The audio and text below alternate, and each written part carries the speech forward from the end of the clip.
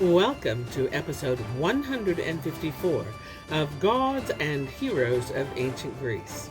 My name is MyLinda, Butterworth, and today we continue with the tales of Odysseus and the story of Odysseus, the beggar in the hall.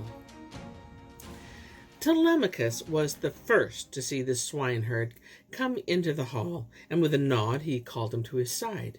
Eumaeus looked around cautiously and took a stool that was standing near, on which the carver sat when carving for the wooers.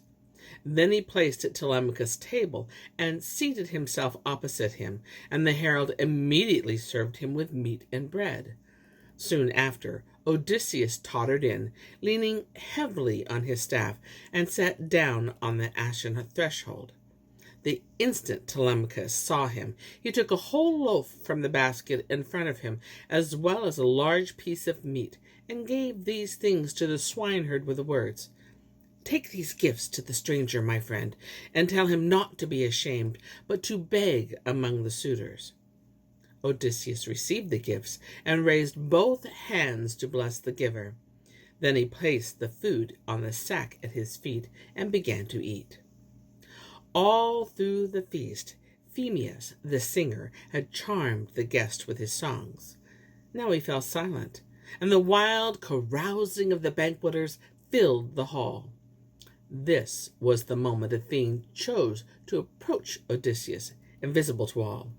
She urged him to beg crusts from the suitors so that he might learn which were brutal and which more kindly. Not that the goddess did not plan death for all alike, but some were to suffer less than others.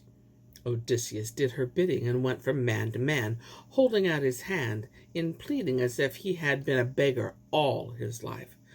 A few were compassionate and gave him food, and the question arose where he had come from. Then MyLinda, the goatherd, said, "I have seen that old fellow before. Eumaeus brought him along with him." Angrily, Antinous turned to the swineherd. "Why did you bring him to this city?" he shouted at him. "Haven't we loafers enough? Do you think we need another mouth to feed the hall?" "You are a harsh man," Eumaeus answered quietly. "All great men vie in calling to their palace seers, physicians, builders, and singers, who gladden us with their song. But no one ever invites a beggar. He comes of his own accord. But that is no reason to throw him out. And this shall not be done here as long as Penelope and Telemachus live in the house." But Telemachus bade him be silent, saying, "Do not trouble to answer, Eumaeus. You know that this man is in the habit of uttering insults.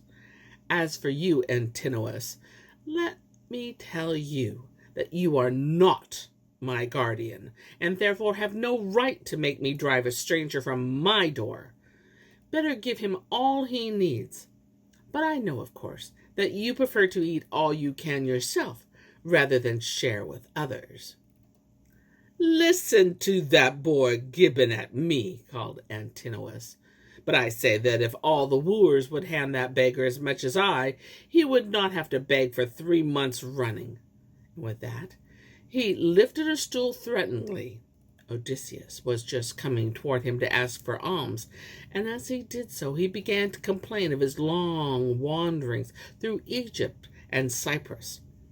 Antinous answered him sourly, "What god has sent us this greedy, forward fellow? Go away from this table, or I'll Egypt and Cyprus you." And when Odysseus withdrew, grumbling at his inhospitable manner, Antinous threw the stool at him, and it struck his shoulder close to the neck. But Odysseus stood unshaken as a rock, and silently shook his head, pondering evil in his heart. Then he returned to the threshold, set down his full scrip, and complained aloud of Antinous to the rest of the company. But Antinous cut him short. "Silence!" he roared. "Shut your mouth and stuff your belly, or I shall catch hold of you and drag you over the threshold by hands and feet and flay you alive." Such coarseness was too much even for the suitors. One of them rose and said, "Antinous, You have not done well to throw things at this unfortunate stranger. What if he were a messenger of the gods who has assumed mortal shape, for that sometimes happens?" But Antinous paid no attention to this warning. Telemachus said nothing at all about this abuse of his father. He nursed his anger in silence.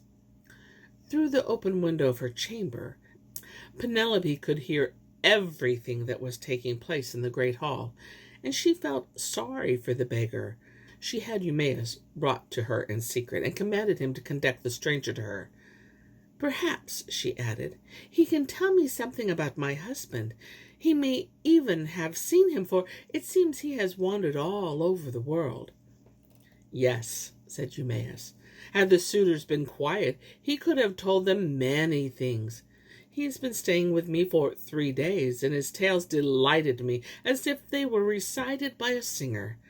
He comes from Crete, and he claims that his father and the father of Odysseus were bound by ties of hospitality. He asserts that Odysseus is now in the land of Thesprotians, and will soon return laden with treasures." "Go quickly," said Penelope, deeply moved. "Bring the stranger here, and let him tell me. Oh, those insolent suitors! What we lack is a man like Odysseus. If only he were here, he and Telemachus would soon take revenge for what they have done." She had hardly finished speaking when Telemachus sneezed so loudly that the hall echoed with the sound. Penelope smiled and said to Eumaeus, "Did you hear my son sneeze when I said that? Surely that is a good omen. So call the stranger at once." Eumaeus told the beggar of Penelope's wish, but he replied, "I should very much like to tell the queen whatever I know about Odysseus, and I know a great deal. But the behavior of the suitors fills me with dread. When that man over there hurled a stool at me and hit me in the shoulder, neither Telemachus nor anyone else took my part. So ask Penelope to wait until sunset. Then, if she will let me, I shall sit at her warm hearth and tell her many things." When Penelope heard his reply, she saw that he was right, and resolved to curb her impatience. Eumaeus returned to the hall, mingled with the suitors, and managed to whisper to Telemachus, "I am going back to my hut now, master. You will see to matters here, but I beg you to see to yourself above all, for the suitors are shrewd and vicious, and are out to harm you." But Telemachus begged him to stay until after the evening meal. He did so, and then left, promising to return on the following day and bring with him the best fatted boars he had. And here is the end of my tale. But I'll be back with more tales, many more tales. Until then, my friends, enjoy the journey.